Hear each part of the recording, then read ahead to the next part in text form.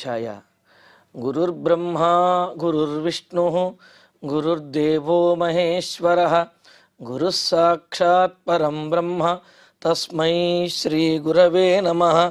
జటిలం చీరవసనం దండకారణ్యవాసినం మునివేషధరం ధ్యాయేత్ అరణ్యే కాండ ఉత్తమే. శ్రీరామచంద్ర పరబ్రహ్మణే నమః. అథ శ్రీమద్ రామాయణే ఆదికావ్యే అరణ్యకాండే ఏకపంచాశः సర్గः.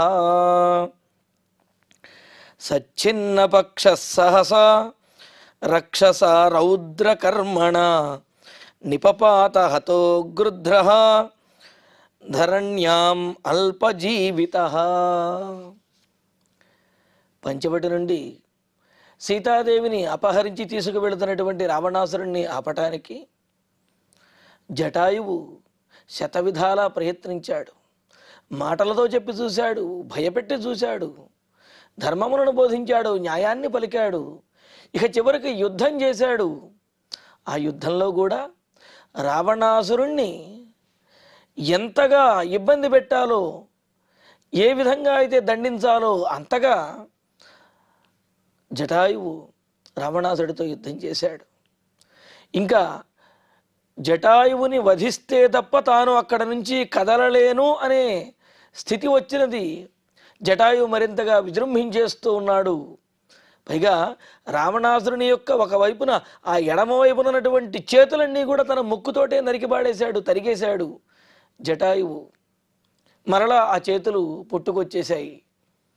ఇంకా ఉపేక్ష చేస్తే లాభం లేదు, జటాయువుని వధించడమే మార్గము అనుకున్న రావణాసురుడు వెంటనే హఠాత్తుగా ఒక ఖడ్గాన్ని తీసి జటాయువు యొక్క 2 రెక్కలను 2 కాళ్లను ఆ రెక్కల యొక్క మొదటి భాగమును అన్నింటినీ కూడా నరికేశాడు. అలా రెక్కలు కాళ్ళు లేకుండా జటాయువు ఆకాశము నుండి నేల కొరిగిపోయాడు. ఇంకా రౌద్రకర్మణ రక్షస సహసా చిన్నపక్ష. సంకులమైనటువంటి సమరం జరుగుతూ ఉన్నది. జటాయువు విజృంభించి రావణాసురుణ్ణి పీడిస్తూ ఉన్నాడు.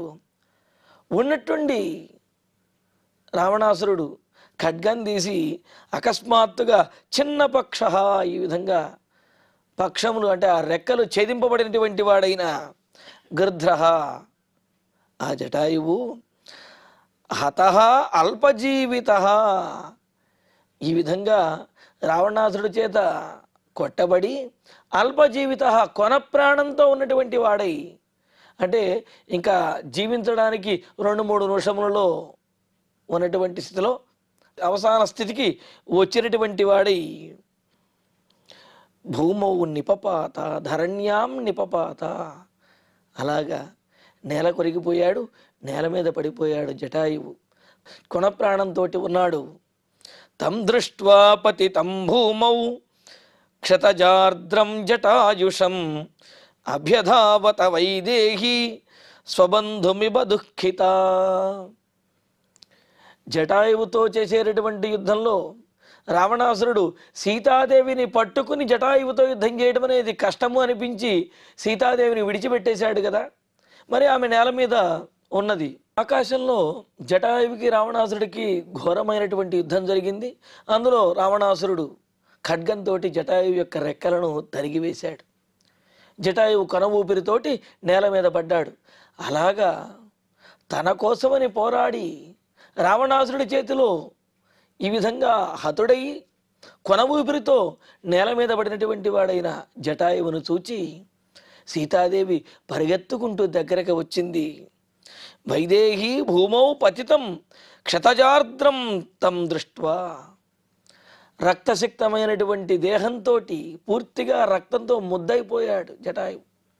అలా నేల మీద పడినటువంటి జటాయువును చూచి స్వబంధుమివ అభ్యధావత, తమకు అత్యంత ఆత్మీయులైనటువంటి బంధువులు గతించినప్పుడు లేకపోతే వారికి అపాయం జరిగినప్పుడు ఏ విధంగా అయితే ఇతర విషయములన్నీ కూడా మరిచిపోయి వారి దగ్గరకు పరిగెట్టుకుంటూ వెళతారో అలాగ సీతాదేవి తనను రక్షించడం కోసం రావణాసురుడితో పోరాడి ఇలా నేల మీద పడిపోయినటువంటి జటాయువు దగ్గరికి పరిగెత్తుకుంటూ ఆయన దగ్గరికి పరిగెడుతూ వెళ్ళింది జటాయువుని చూడటం కోసమని చెప్పి. తం నీలజీమూత నికాశకల్పం సుపాండురోరస్కముదార వీర్యం దదర్శ లంకాధిపతి పృథివ్యాం జటాయుషం శాంతమివాగ్నిదావం. ఇక రావణాసుడు చూస్తూ ఉన్నాడు. జటాయువు నేల మీద పడి ఇక లేవలేనటువంటి స్థితిలో ఉండేటప్పటికీ అప్పుడు రావణాసుడు ఊపిరి పీల్చుకున్నాడు. అమ్మయ్యా, ఈ జటాయువు హతుడయ్యాడు, ఇంకా నాకు అడ్డు లేదు అని చెప్పి. ఎందుకు అంటే జటాయువు హతుడయ్యే వరకు కూడా రావణాసుడికి ఊపిరాడనీయకుండా జటాయువు యుద్ధం చేస్తూ ఉన్నాడు. తోచుకోనియటం లేదు, ఎటు తిరగనీయటం లేదు, కదలనీయటం లేదు. ఇక జటాయువు ఎప్పుడైతే పడిపోయాడో అప్పుడు రావణాసుడికి కనిపించింది. అమ్మయ్యా అని చెప్పి అనుకుని నీలజీమూత నికాశకల్పం, నల్లనైనటువంటి మేఘంలాగా ఉన్నాడు జటాయువు. సహజంగా మేఘం ఆకాశంలో ఉండాలి, కానీ ఇక్కడ నేల మీద పడి ఉన్నాడు. అంతేకాదు సుపాండురోరస్కం, తెల్లనైనటువంటి ఉరస్థలం కలిగినటువంటి వాడు జటాయువు. సహజంగా గ్రద్దల్ని చూస్తూ ఉంటే శరీరం అంతా కూడా నల్లగా ఉండి దాని ముందు భాగం ఏదైతే ఉరస్థలము అంటారో, వక్షస్థల భాగము, ఉరో భాగము, అక్కడ మాత్రం తెల్లగా ఉంటుంది. దాని కృష్ణగద్దలు అని చెప్పి అంటూ ఉంటారు. అంటే ఉత్తమ జాతి గ్రద్దలు అన్నమాట అవి. అలాగా జటాయువు యొక్క శరీరం అంతా కూడా నీలమేఘములాగా నల్లగాను, అతని యొక్క ఉదర భాగం, ఆ ఉరో భాగం ఏదైతే ఉందో వక్షస్థల భాగము, ఆ భాగం మాత్రం తెల్లగాను ఉండి ఉదార వీర్యం, పైగా గొప్ప పరాక్రమం కలిగినటువంటి వాడు, పరాక్రమంతో పోరాడినటువంటి వాడు. శాంతం దావాగ్నిమివా, ఉపశమించినటువంటి కారుచిచ్చులాగా ఉన్నటువంటి వాడు. అంతే కదండి, అడవిలో కారుచిచ్చు అంటుకుంటే ఏ చెట్టును దహిస్తుందో, ఏ జంతువును దహించి వేస్తుందో, ఎంతవరకు వ్యాపిస్తుందో ఎవరూ చెప్పలేం. అంత దారుణంగా ఉంటుంది. మరి ఇక్కడ రావణాసుడి చుట్టూ కారుచిచ్చులాగా కమ్ముకున్నాడు జటాయువు. మరి ఇప్పుడు రావణాసుడి యొక్క ఖడ్గ ప్రహారమునకు నేలకొరి కింద పడిపోతే అతనిని చూచి రావణాసుడు అనుకుంటున్నాడు, అయ్య బాబోయ్, కారుచిచ్చులా ఉన్నటువంటి వాడు ఇప్పుడు ఉపశమించాడు అని చెప్పి అనుకుంటూ, ఉపశమించినటువంటి దావాగ్నిలాగా కారుచిచ్చు లాంటి వాడు స్థితం తం జటాయుషం లంకాధిపతి పృథివ్యాం దదర్శ. లంకాధిపతి అయినటువంటి రావణాసురుడు మరి ఆ నేల మీద పడి ఉన్నటువంటి వాడు, శాంతించినటువంటి కారుచిచ్చులాగా ఉన్నటువంటి వాడు, నీలమేఘములాగా ఉన్నవాడు అయిన నేల మీద పడిపోయినటువంటి జటాయువుని రావణాసురుడు చూచి ఇక తనకు అడ్డు లేదు, తనను అడ్డగించే వాళ్ళు లేరు అని చెప్పి అనుకుంటున్నాడు. తతస్తుతం పత్రరథం మహీతలే నిపాతితం రావణ వేగమర్దితం పునః పరిష్వద్య శశి ప్రభానన రురోద సీతా జనకాత్మజా తదా. జటాయువును చూస్తున్నాడు రావణాసురుడు. అయితే ఆ జటాయువు దగ్గరకు వచ్చి ఆ జటాయువుని పట్టుకుని సీతాదేవి విలపిస్తూ ఉన్నది. తతః శశిప్రభానన జనకాత్మజ, ఇంకా చంద్రుని వంటి ముఖవర్చస్సు కలిగినటువంటి ఆ సీతాదేవి, జనక మహారాజు కుమార్తె అయినటువంటి ఆమె, తదా రావణవేగమర్దితం, ఈ విధంగా రావణాసురుని యొక్క పరాక్రమానికి బలి అయిపోయినటువంటి వాడు, ఆ ఖడ్గము చేత ఛేదించబడినటువంటి వాడు అయిన జటాయువుని పత్రరథం, రెక్కలే కదిలేనటువంటి సాధనముగా కలిగినటువంటి వాడు, కానీ ఇప్పుడు ఆ రెక్కలు తెగి నేల కొరిగినటువంటి వాడు అయిన ఆ జటాయువును చూచి బాహుభ్యాం పరిష్వద్య రురోద, జటాయువుని గట్టిగా పట్టుకుని సీతాదేవి రోధిస్తూ ఉన్నది, విలపిస్తూ ఉన్నది. అయ్యయ్యో, ఇంతటి వృద్ధుడు, 60,000 సంవత్సరముల వయసు కలిగినటువంటి వృద్ధుడు నా కోసం అని చెప్పి రావణాసుడితో పోరాడి ఈ విధంగా మరణించాడు. ఎంతటి ఆత్మీయుడు, ఎంతటి రామభక్తి కలిగినటువంటి వాడు అని చెప్పి ఆ జటాయువును పట్టుకుని సీతాదేవి విలపిస్తూ ఉన్నది. దీంతో మనకు 51వ సర్గ పూర్తయినది. ఇంకా 52వ సర్గను ప్రారంభించుకుందాము.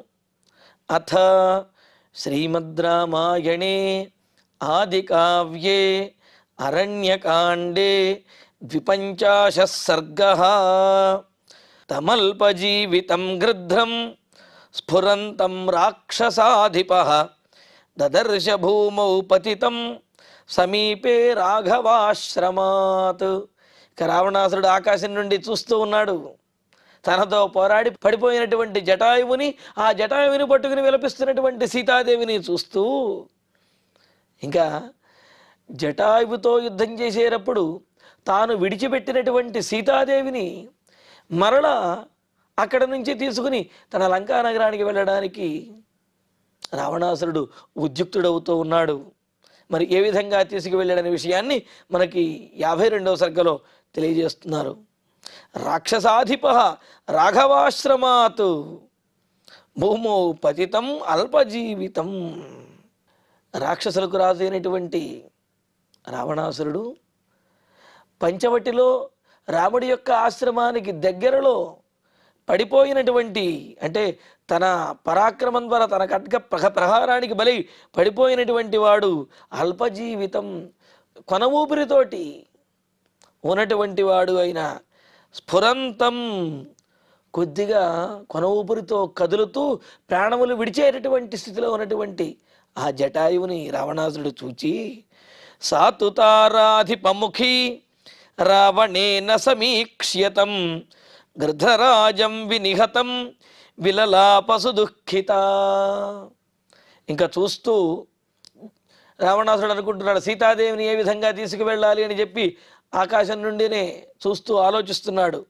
ఇంకా తారాధిపముఖి, ఇంకా సీతాదేవేమో చంద్రబింబం వంటి ముఖం కలిగినటువంటి ఆమె రావణేన వినిహతం తం గృధ్రరాజం, రావణాసురుడి చేత హతుడైనటువంటి చంపబడినటువంటి వాడైన ఆ గ్రద్దలకు రాజు అయినటువంటి జటాయువుని చూచి సుదుఃఖిత విలలాప, ఇక తీవ్రమైనటువంటి దుఃఖంతో బోరున విలపిస్తూ ఏడుస్తూ ఉన్నది సీతాదేవి ఆ జటాయువుని పట్టుకుని. ఆలింగ్య గృధ్రం నిహతం రావణేన బలీయస విలలాప సుదుఃఖార్త సీతా శశి నిభానన. ఇంతకుముందు చెప్పినటువంటి విషయాన్నే మరలా చెబుతున్నాడు. శశినిభానన అని అంటల ఉద్దేశం ఏమిటి అంటే చంద్రుని వంటి ముఖవర్చస్సు కలిగినది అని అన్నారు. ఇక్కడ ఆ మాట మళ్ళీ మళ్ళీ చెప్పడం ఎందుకండి అంటే సీతాదేవి జటాయువు దగ్గరికి వెళ్ళి ఆయనను పట్టుకుని ఆ ముఖంలోకి చూస్తూ ఏడుస్తూ ఉంటే సకలలోక నాయకుడైనటువంటి రామచంద్రమూర్తికి భార్య అయినటువంటి సీతాదేవి తన గురించి ఈ విధంగా కన్నీరు మున్నీరుగా విలపిస్తూ ఉంటే మరి జటాయువు ఆయన ఎంతటి ఆత్మీయత, ఎంతటి సౌశల్యం సీతాదేవి వద్ద అని జటాయువు కూడా అనుకుంటున్నాడు. అంటే ఇక్కడ సహజంగా తమను కాపాడడం కోసం ప్రయత్నించి ప్రాణములు కోల్పోతున్నటువంటి వారి విషయంలో ఎవరికైనా సరే ఆదరభావన ఉండి తీరవలసిందే. కానీ లోకంలో చూస్తూ ఉంటాం, మేము రాజులం లేకపోతే మేము నాయకులం, మా కోసమని చెప్పి చిన్న చిన్న వాళ్ళు ప్రాణాలు కోల్పోవడం అనేది సాధారణమే, దాని గురించి పెద్దగా పట్టించుకోవక్కర్లేదనుకుంటారు. అది కేవలం స్వార్థ బుద్ధి అవుతుంది. తమ గురించి ప్రాణములు అర్పించేంతటి వారు ఉన్నారు అని అంటే వారికి ఖచ్చితంగా నాయకులు విధేయులుగా ఉండవలసిందే. ఆ కృతజ్ఞతా భావన నాయకులలో ఉండవలసిందే తప్ప ఏదో అల్పజీవులు వీళ్ళు గతించడం గురించి కూడా పట్టించుకోవాలా అనే భావన ఎట్టి పరిస్థితుల్లో ఉండకూడదు. అది నాయకత్వ లక్షణం కాదు, అది పరిపాలకుల యొక్క లక్షణం కాదు. అంటే వారు కానీ వారి కుటుంబానికి సంబంధించినటువంటి వారైనా సరే. మరి ఇక్కడ రాముడి మీద ఉన్నటువంటి భక్తితోటి రాముడి భార్య అయినటువంటి సీతాదేవి రావణాసురుడు అపహరించుకుపోకుండా జటాయువు తన ప్రాణములు అర్పించి మరీ పోరాడాడు. అలా గతించినటువంటి జటాయువుని సీతాదేవి దగ్గరకు వచ్చి ఆయనను పట్టుకుని ఆ విధంగా విలపిస్తూ ఉన్నది. విలపిస్తూ ఉంటే అయితే ఆమె ముఖము యొక్క వర్చస్సు వల్ల జటాయువు కొంత ఉపశమనాన్ని పొందవచ్చును అనే ఉద్దేశ్యాన్ని చెబుతూనే శశినిభారణ అనే ఇక్కడ ప్రయోగిస్తున్నారన్నమాట. అందుకనే చంద్రుని వంటి ముఖవర్చస్సు కలిగినటువంటి ఆ సీతాదేవి జటాయువుని ఆలింగ్య గట్టిగా పట్టుకుని ఆమె రోదిస్తూ ఉన్నది. గృధ్రం ఆలింగ్య విలలాప. తర్వాత నిమిత్తం లక్షణ జ్ఞానం శకునీశ్వర దర్శనం అవశ్యం సుఖ దుఃఖేషు నరాణాం ప్రతిదృశ్యతే. కొన్ని శకునములు, శకునము అంటే శక్నోతి శుభాశుభం వేత్తుం అని చెప్పి అంటూ, వేటి వలనైతే రాబోయేటటువంటి శుభాశుభములను తెలుసుకోవటం కుదురుతుందో వాటినే శకునములు అని చెప్పంటారు. మరి ఇక్కడ సీతాదేవి చూస్తున్నటువంటి శకునములు అడవిలో ఉన్నటువంటి జంతువులన్నీ బోరున విలపిస్తూ ఉండటము, ఇలా పక్షి నేల కొరిగి తన కళ్ళ ముందే పడిపోవటము, ప్రాణములు విడిచేటటువంటి పరిస్థితుల్లో ఉండటము, అలా మూలుగుతూ ఉండటము, ఇవన్నీ కూడా సరైనటువంటి శకునములు కాదు. వీటి వల్ల ఉపద్రవం అనేది సంభవిస్తుంది అంటున్నారు. అందుకని చెబుతుంది ఇక్కడ, చెబుతున్నారు ఇక్కడ లక్షణ జ్ఞానం శకుని స్వరదర్శనం. కన్నుల ఎదుట కనిపిస్తున్నటువంటి కొన్ని సంఘటనలు, అదేవిధంగా పక్షుల యొక్క స్వరములు, ఇవన్నీ కూడా నరాణాం సుఖదుఖేషు నిమిత్తం. మనుషులకు అంటే జరగబోయేటటువంటి సుఖదుఖములకు ఇవి నిమిత్తములుగా గుర్తు చేసే విధంగా చిహ్నములుగా ప్రతిదృశ్యతే కనిపిస్తూ ఉంటాయి. ఇక్కడ శకునీశ్వర దర్శనము అని అంటే పక్షుల యొక్క ఆర్తనాదములు అనేది ఒక అర్థమైతే, అలాగే మనలో ఉన్నటువంటి కొన్ని నాడులు నరములు కూడా కొన్ని సందర్భములలో ధ్వని చేస్తూ ఉంటాయి. అలా ఆ ధ్వని వినబడడం కూడా అపశకునంగానే మనకు తెలియజేస్తున్నారు. ఇలాగా కనిపిస్తున్నటువంటి శకునములు జరగబోయేటటువంటి విషయాన్ని తెలియజేసినట్లుగా జరగబోయే ఉత్పాతాన్ని తెలియజేసే విధంగా ఉన్నాయి అన్నారు. ఏమిటండి ఆ అరుపులు? పక్షుల అరుపులు కానీ అవయవములు అదరటం కానీ ఇవన్నీ శుభాశుభ ఫలితాలను తెలియజేస్తాయనే విషయం నిజమే. మరి ఇప్పుడు వాటి గురించి ఎందుకు చెబుతున్నారు అనే విషయాన్ని చెబుతూ, నూనం రామ నజానాసి మహద్వ్యసనమాత్మనః ధావంతి నూనం కాకుత్స్థం మదర్థం మృగపక్షిణః. ఇంకా సీతాదేవి అనుకుంటున్నది, తనను అపహరించడానికి రావణాసురుడు ఉద్యుక్తుడైతే ఆపడానికి ప్రయత్నించినటువంటి జటాయువు మరణించాడు. ఇంకా తనను రక్షించేటటువంటి దిక్కు లేదు, కావున అపహరణం అనేది తప్పనిసరిగా జరిగి తీరుతుంది అనుకుంటూ, కావున రామచంద్ర ఎక్కడున్నావయ్యా నీవు? ఇంతగా నీ గురించి పరితపిస్తూ ఉంటే, నీ భార్యనైనటువంటి నన్ను అపహరిస్తూ ఉంటే నువ్వు ఏం చేస్తున్నావు అంటూ, రామా ఆత్మనః మహద్వ్యసనం నూనం నజానాసి. రామచంద్ర, నాకు కలుగుతున్నటువంటి ఇంతటి కష్టము, ఇంతటి ఘోరమైనటువంటి అవమానము, వీటిని తెలుసుకోలేకపోతున్నావా నీవు? తెలియదా నీకు? మదర్థం మృగపక్షిణః నూనం ధావంతి. నా కోసము ఈ అడవిలో ఉన్నటువంటి మృగములు పక్షులు కూడా పరిగెడుతున్నాయ్యా. పక్షులు పశుపక్ష్యాదులు కూడా నా కోసం పరితపించి భయపడి పారిపోతున్నాయి, మరి ఇక్కడ రక్షించడం కోసం ప్రయత్నిస్తూ ఉన్నాయి. మరి నీవు నా భర్తవయ్యుండి కూడా నా గురించి తెలుసుకోలేకపోతున్నావా? ఎక్కడున్నావు రామచంద్ర అని చెప్పి ఈ విధంగా అరుస్తూ సీతాదేవి విలపిస్తున్నది. అయం హి పాపచారేణ మాం త్రాతుమభిసంగతః శేతే వినిహతో భూమౌ మమా భాగ్యాద్విహంగమః. చూశావా రామచంద్ర, నన్ను రక్షించడానికి ప్రయత్నించి నా దురదృష్టం అంటినటువంటి వాడై ఈ పక్షిరాజు అయినటువంటి జటాయువు కూడా మరణించేశాడయ్యా అని అంటూ, అయం విహంగమః మాం త్రాతుమభిసంగతః. ఇదిగో ఈ జటాయువు నన్ను రక్షించడానికి వచ్చాడు. వచ్చి యుద్ధం చేసి వీరోచితంగా పోరాడి మమ అభాగ్యాత్ పాపచారేణ వినిహతః. నా అభాగ్యం అంటే నా దురదృష్టం అనేది తగిలినటువంటి వాడై నా కోసమని ప్రయత్నించి ఈ విధంగా దుష్టాత్ముడైనటువంటి రావణాసురుని చేత వధించబడ్డాడు పక్షిరాజు అని చెప్పి అంటూ, ఈ విధంగా పక్షిరాజు హతుడయ్యాడు, చూస్తున్నావా రామచంద్ర అని అంటూ, త్రాహి మా మధ్య కాకుత్స్థ లక్ష్మణేతి వరాంగన సుసంత్రస్త సమాక్రందతు శృణ్వతాంతు యథాంతికం. సహజంగా మనిషి ఎదురుగా ఉన్నప్పుడు మనసులో ఉన్నటువంటి బాధంతా కూడా బయటకు వెళ్ళగక్కుతూ, బయటకు వ్యక్తపరుస్తూ అతడిని పట్టుకుని గట్టిగా ఏడుస్తూ ఉంటారు. తమ బాధ అంతా కూడా బయటకు గట్టిగా అరుస్తూ చెబుతూ ఉంటారు. అయితే ఇక్కడ రాముడు సీతాదేవికి ఎదురుగా లేడు. పైగా తనను రక్షించడానికి ప్రయత్నించినటువంటి జటాయువేమో ప్రాణములు కోల్పోయాడు.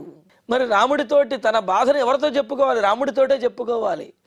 రాముడు కనుక ఆ సమయంలో ఎదురుగా కనుక వచ్చినట్లయితే, ఎదురుగా ఉన్నటువంటి వాడితో ఏ విధంగా అయితే మాట్లాడుతుందో సీతాదేవి, అలాగా రాముడు తన కన్నుల ఎదుట కనపడకుండా ఉన్నప్పటికీ కూడా, అంటే కనిపించకపోయినప్పటికీ కూడా, సీతాదేవి తన కన్నుల ఎదుటే ఉన్నట్లుగా ఇలా బోరున విలపిస్తూ మాట్లాడుతూ ఉన్నది. ఏమని? వరాంగన ఉత్తమ స్త్రీ అయినటువంటి సీతాదేవి సుసంత్రస్త, బాగా భయపడిపోయి ఇంకా తనకు దిక్కెవరూ లేరు అని భావించినటువంటిది. శృణ్వతామంతికే ఇవ, శృణ్వతామంతికే యథా, తన మాటను ఎదుటివారు వింటున్నప్పుడు ఎంత గొప్పగా అయితే చెబుతారో, ఎంత ఆర్తితోటి ఉద్వేగంతో చెబుతారో, అలాగే ఎదుటివారు వింటున్నట్లుగా, రాముడే నిజంగా వింటున్నట్లుగా సీతాదేవి మాట్లాడుతూ, కాకుత్స్థ లక్ష్మణ మాం త్రాహి ఇది సమాక్రందతు, రామ లక్ష్మణ నన్ను రక్షించడయ్యా అని చెప్పి సీతాదేవి పెద్దగా విలపిస్తూ ఆక్రందనం చేస్తూ ఉన్నది. తాం క్లిష్టమాల్యాభరణాం విలపంతీమనాధవత్ అభ్యధావత వైదేహీం రావణో రాక్షసాధిప. ఇంకా సీతాదేవిని చూచినటువంటి రావణాసురుడు సీతాదేవి విధంగా జటాయువు దగ్గర ఉండి విలపిస్తున్నది, రాముణ్ణి పిలుస్తూ, లక్ష్మణుణ్ణి రాముణ్ణి పిలుస్తూ అరుస్తూ ఉన్నది. అయినా గోడు వినిపించుకునేవారు లేరు. అరణ్యరోదనం అంటూ ఉంటారు. అందుకనే అరణ్యంలో విలపిస్తే, ఎంత పెద్దగా ఏడిస్తే మాత్రం పట్టించుకునే వాళ్ళు ఎవరుంటారు? తన వారు కనుక ఉన్నట్లయితే అరణ్యం అయినా సరే ధైర్యంగానే ఉంటుంది. కానీ తన వారికి దూరమైనప్పుడు, తన మాట వినిపించుకునే వాళ్ళు ఎవ్వరూ లేనప్పుడు ఎంతమందిలో ఉన్నా సరే అది అరణ్యరోదనమే అవుతుంది. మరి ఇక్కడ సీతాదేవి తన వారైనటువంటి రాముడిని లక్ష్మణుడిని కూడా దూరంగా పంపించేసింది. కావున ఎవరూ లేరు. ఉన్నది కూడా అడవిలోనే, ఇంకా పట్టించుకునే వారు కూడా ఎవరూ లేరు. మరి తనను రక్షించడానికి వచ్చినటువంటి జటాయువు ఈ విధంగా గతించేశాడు. అందుకని ఈ విధంగా రోధిస్తూ ఉన్నది. క్లిష్టమాల్యాభరణం తాం క్లిష్టమాల్యాభరణం. ఇంకా సీతాదేవి ఆ రావణాసుడితో జరిగినటువంటి పెనుగుల ఆటలో, అలాగే ఆ రథము నుండి కింద పడడంతో, అలాగే ఆ జటాయువును పట్టుకుని ఆ విధంగా విలపిస్తూ ఉండడంతో, ఆ ఏడుపుతోటి కన్నీరు మున్నీరుగా విలపించడంతో ఆమె ధరించినటువంటి, అంటే పూర్వం ఆమె ధరించినటువంటి ఆ పూలమాలలు, అలాగే ఆభరణములు, ఆ వస్త్రములు ఇవన్నీ కూడా చెదరిపోయి నలిగిపోయి ఆమె చాలా అలసిపోయినట్లుగా కనిపిస్తూ ఉన్నది. అనాథవతు విలపంతి, ఇలా రోధించి రోధించి అలసి సొలసి దీనమైనటువంటి స్వరంతో అనాథలాగా ఉన్నటువంటి ఆ సీతాదేవిని చూచి, సీతాదేవి వద్దకు రాక్షసాధిప అభ్యధావత, రాక్షస నాయకుడైనటువంటి ఆ రావణాసురుడు సీతాదేవి దగ్గరకు పరిగెత్తుకుంటూ వచ్చేశాడు. ఎందుకంటే అక్కడి నుంచి మరలా సీతాదేవి పారిపోతుందేమోనని రావణాసురుడు వెంటనే ఆ సీతాదేవి దగ్గరికి పరిగెత్తుకుంటూ వచ్చాడు. మరి అలా వచ్చినటువంటి రావణాసురుడు ఎలా సీతాదేవిని అక్కడ నుంచి తీసుకువెళ్ళాడు? మరి రథమది కూడా పగిలిపోయింది కదా, భగ్నమైపోయింది కదా. మరి ఏ విధంగా సీతాదేవిని తీసుకువెళ్ళాడు? ఆ విషయములను తరువాతి ప్రవచనంలో తెలుసుకుందాము. ఇక ఇప్పుడు శ్లోకాలను పారాయణ చేసుకుందాము. సచ్చిన్న పక్ష సహసా రక్షస రౌద్రకర్మణ నిపపాత హతో గృధ్ర ధరణ్యామల్పజీవిత తం దృష్ట్వా పతితం భూమౌ క్షతజార్ద్రం జటాయుషం అభ్యధావత వైదేహి స్వబంధుమివ దుఃఖిత తం నీలజీమూత నికాశకల్పం సుపాండురోరస్కముదారవీర్యం దదర్శ లంకాధిపతి పృథివ్యాం జటాయుషం శాంతమివాగ్నిదావం తతస్తు తం పత్రరథం మహీతలే నిపాతితం రావణవేగమర్దితం పునః పరిష్వజ్య శశిప్రభానన రురోద సీతా జనకాత్మజా తదా.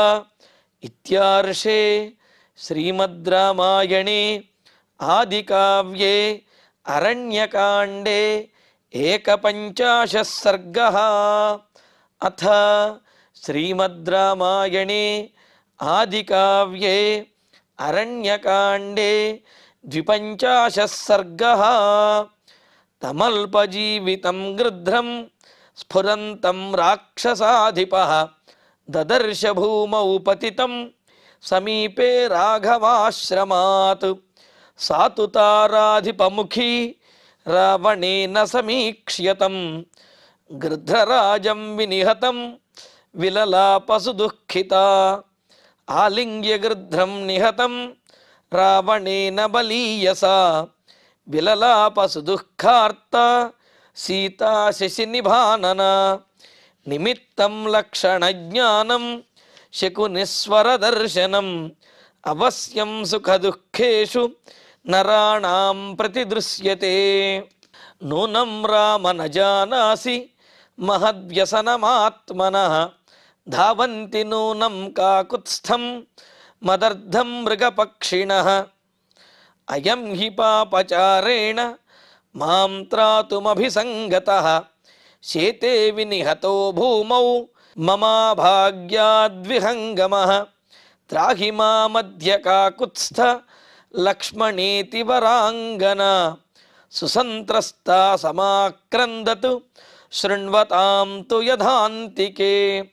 తాం క్లిష్టమాల్యాభరణాం విలపంతీమనాధవత్ అభ్యధావత వైదేహీం రావణో రాక్షసాధిపః. ఇత్యార్షే శ్రీమద్ రామాయణే ఆదికావ్యే అరణ్యకాండే ద్విపంచాశే సర్గే 8 శ్లోకాః. ఇక ఇప్పుడు క్షమాప్రార్థన మంగళాంతంగా ఈనాటి ప్రవచన పారాయణ కార్యక్రమాన్ని పరిపూర్ణం చేసుకుందాం. యదక్షరపదభ్రష్టం మాత్రాహీనం తు యద్భవేత్ తత్సర్వం క్షమ్యతాం దేవ నారాయణ నమోస్తుతే.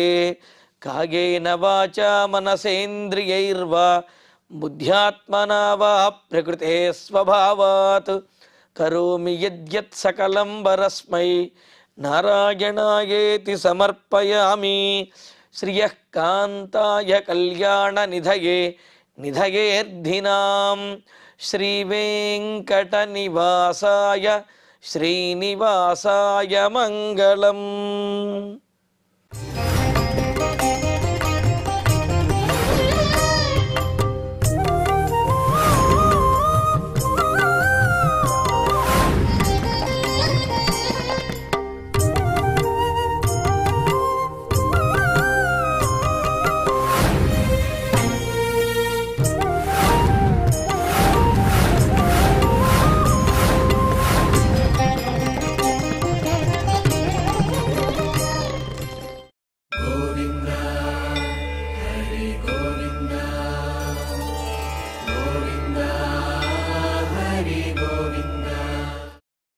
Oh